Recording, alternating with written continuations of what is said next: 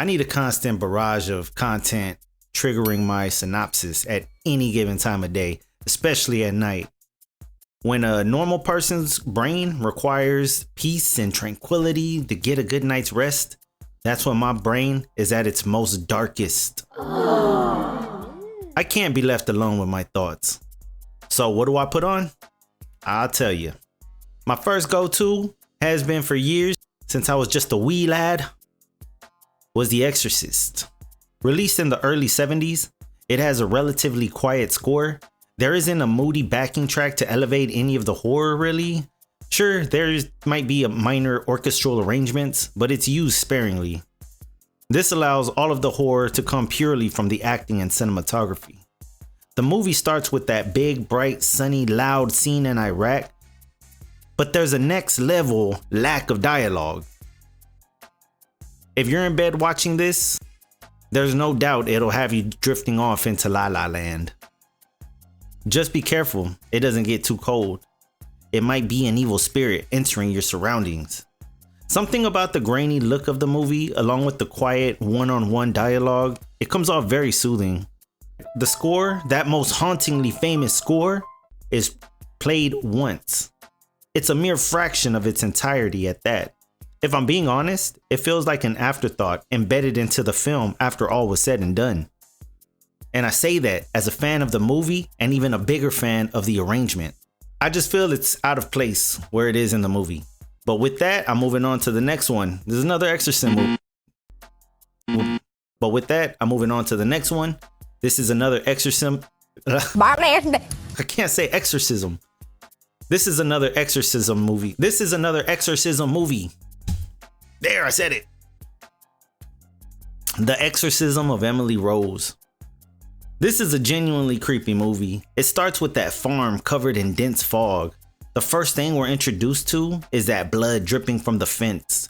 Then we see a grieving family and a horrified coroner pronouncing Emily. If this isn't visual chamomile, I don't know what is. Unlike The Exorcist, Emily Rose jumps right into that quiet somber, allowing you to fall asleep quicker. If you're lucky, maybe you'll wake up as soon as that barn scene starts. But even if you're luckier, your brain will interpret those visceral horror scenes into an amazing fever dream. Up next on the list is Let the Right One In. I can't speak on the American remake. I hear it's just as good, but after seeing the original, I don't think I need to see a remake. And I'm not one of those horror purists who hate American remakes. The Ring, The Grudge, The Pink Panther, those are all great remakes in their own right. Plus, if I'm being honest, I hate reading subtitles. If I wanted to read, I'd get the novel. And even at that, I'd get the book on tape. I'd get the book on Audible. As far as the original goes here, I bought it at one of those used movie and game resale shops. I bought it thinking it was the American version. But luckily, this movie was dubbed in English. This movie takes place in Norway, or in Sweden, or one of those cold countries. The scenery, it jumps through the screen and pulls you in. I felt like I needed a blanket trying to watch this movie. But that's what makes it a perfect bedtime watch. The movie is really quiet. Ellie is a vampire, so a lot of the film takes place at night, which is great if you're trying to catch some Z's. I do want to talk a little about the story. I think it's a beautiful story, and it gets darker the more you think about it. The true horror, for me, will take place years down the line, for our main character Oscar at least. He'll one day become that old man who takes care of the ageless Ellie, eventually succumbing to a similar fate while she moves on to someone else. Hey, we've all been there, haven't we? Next up on the list, this one isn't really horror, but it can be interpreted as such. I'm going with The Batman. This movie takes the character back to the brooding shadow lurker we all imagined Batman to be. Pattinson could start his own ASMR channel with his vocal performance in this entry. Sure, it has action scenes, but they're sparsely scattered throughout this movie. I don't know why I write words that I can't say. The action scenes are used sparingly throughout this movie's 3-hour runtime. And yes, they use every bit of that 3 hours. I want to say something about the song too. Something's in the Way by Nirvana. I had never heard of Nirvana prior to watching this movie. Nah, I'm just kidding, I heard of them. The lead singer was famous for being Courtney Love's husband. You're so dumb. But the song, I assumed, was remixed to a slower pace just for this movie, similar to how Judith was remixed in the Underworld soundtrack. But no, it's just a song, it's just how it's performed, and it's an excellent choice of song for this film. Director Matt Reeves knows how to slap together a good movie. Unbeknownst to me, he also directed the American remake of Let the Right One In, a movie I just said I didn't care to seek out. Maybe I'll need to give it a chance after all. He also had a hand in the Cloverfield trilogy. He also had a hand in the Cloverfield trilogy, and he wrote Under Siege 2. This guy has quite the career under his belt.